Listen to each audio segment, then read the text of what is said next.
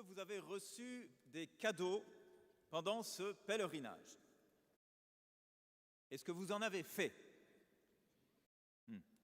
Moi, pas encore, mais il paraît que le directeur en offre un au prédicateur à la fin du pélé. Alors j'ai bien essayé de regarder s'il y avait un gros paquet marqué Frère Franck dans la sacristie. J'ai essayé de soudoyer le sacristain-chef, mais je n'ai rien vu. La solution de facilité, vu l'Évangile, serait de m'offrir du parfum. Mais frère Olivier, notre directeur, a une équipe du tonnerre. Delphine s'est certainement renseignée, je ne porte jamais de parfum. Tant pis, ça sera autre chose, une surprise. Et tant mieux d'ailleurs, parce que les cadeaux sont toujours plus beaux quand ils sont inattendus. Jésus ne devait pas s'attendre non plus à la femme au parfum, à Béthanie. Un repas solennel, entre hommes sans doute, tout est grave. Quand arrive cette femme, sortie de nulle part, et c'est la surprise, y compris pour Jésus. Comme quoi, on est capable de surprendre Dieu, ce qui n'est pas si mal. Ça le sort de sa routine, au bon Dieu. Imaginez-le qui nous regarde depuis là-haut, pas toujours très impressionné. Ah tiens, il en est encore là, lui. Oh, comme elle manque d'imagination, celle-là. Frères et sœurs, pour l'amour du ciel, tirons Dieu de l'ennui dans lequel nous le plongeons en tournant sur nous-mêmes. Surprenons Dieu, il nous le revaudra. D'ailleurs, peut-être vous êtes-vous vous-même surpris pendant ce pèlerinage, et Dieu par la même occasion. Ah, tu ne me croyais pas capable de m'asseoir avec les mendiants, et toc, de bénir un pèlerin valide, retoc, de me réconcilier avec ma belle-mère, d'aller à la piscine, je l'ai fait.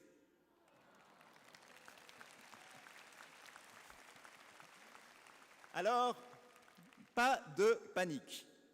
Si vous n'avez pas encore coché toutes les cases, vous pouvez toujours revenir l'an prochain. À Lourdes, nous avons reçu de façon inattendue des grâces. Et c'est le moment de les compter. Bien sûr, cela ne va pas changer toute notre vie. Jésus, lui, ira bien vers sa passion après le repas de Béthanie. Et je me demande souvent, sur la croix, le parfum de la femme a-t-il apaisé ses souffrances? Il me plaît en tout cas de penser que jusque dans son dernier souffle, Jésus a respiré un peu de cette suave odeur et qu'elle l'a consolé. Oh, son bouquet léger ne pesait pas lourd face au vinaigre, aux crachats et aux injures, et pourtant, cela devait tout changer. Ce parfum reçu à Béthanie était le souvenir de l'amour, la trace de la tendresse. Et Marie de Béthanie, elle aussi, au pied de la croix, se trouvait moins impuissante en détournant le regard d'une scène si violente. Elle fermait les yeux peut-être pour ne pas voir l'insoutenable et se murmurait. La myrrhe et l'aloès parfument ton vêtement. Il est beau, ce geste que j'ai fait envers toi. L'offrande du parfum se prolongeait ainsi dans la plus fervente prière. Donner ne suffit pas. Il faut aussi prier. Et nous, de même, Les grâces reçues ici seront un souvenir tenace auquel nous nous accrocherons peut-être pour tenir dans l'épreuve. Quant aux grâces données, aux cadeaux inattendus que nous allons offrir autour de nous, il ne faut pas en sous-estimer la portée. Un peu de parfum offert peut changer une vie.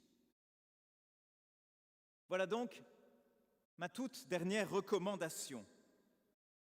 Faites-vous des cadeaux. La veuve du temple vous le confirmera, ce n'est pas une affaire d'argent, mais de gestes.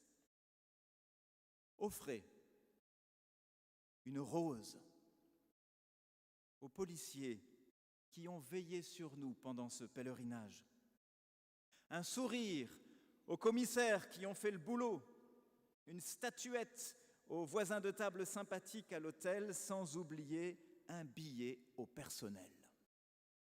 Et bien d'autres choses encore que vous pouvez offrir en rentrant chez vous. Et prolonger par la prière cette gratitude que le cadeau voudrait exprimer. C'est tout le sens de la bénédiction des objets de piété de tout à l'heure. Et puis, je vais encore vous dire une chose, la dernière. C'est vrai qu'on est haut ici, mais au moins, la vue est imprenable. Alors laissez-moi vous dire que d'ici, vous êtes beau.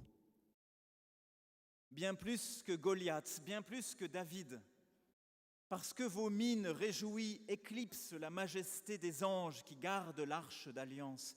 Vos foulards chatoyants valent bien son or rutilant. Ensemble, frères et sœurs, nous sommes le plus dignes des propitiatoires. Nous formons un corps magnifique où chacun vient compléter la grâce qui manque à l'autre. Frères et sœurs, pendant ce pèlerinage, nous avons mesuré nos faiblesses et sondé nos pauvretés. Seuls, nous sommes si vulnérables. Et l'Église, qui hier encore nous paraissait solide, tel le temple de Salomon, semble aujourd'hui plus fragile que jamais. C'est entendu. Mais alors, d'où vient cette beauté que je vois là, devant mes yeux ? C'est, frères et sœurs, que nous sommes tous ensemble, irrésistibles à la grâce. Nos accusateurs se sont enfuis avec leurs lourdes pierres, et Jésus nous sourit en voyant nos visages. Séchez vos larmes, frères et sœurs, et croyez-en vos yeux. Vos traits ce matin sont en tout point semblables à l'adorable face. Vous êtes, nous sommes, le corps du Christ. Levez les yeux et voyez du ciel, où bientôt se réjouiront toutes créatures ensemble, du ciel où tous les saints chantent leurs louanges, du ciel où nos défunts veillent sur nous,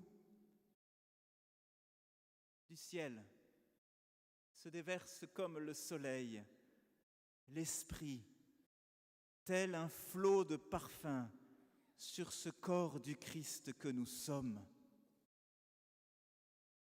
Et au corps du Christ, à nouveau parfumé, la voix du Père proclame et souffle en chacun de nous. Tu es belle, tu es beau, comme aucun des enfants de l'homme. La grâce est répandue sur tes lèvres. Oui, Dieu te bénit pour toujours.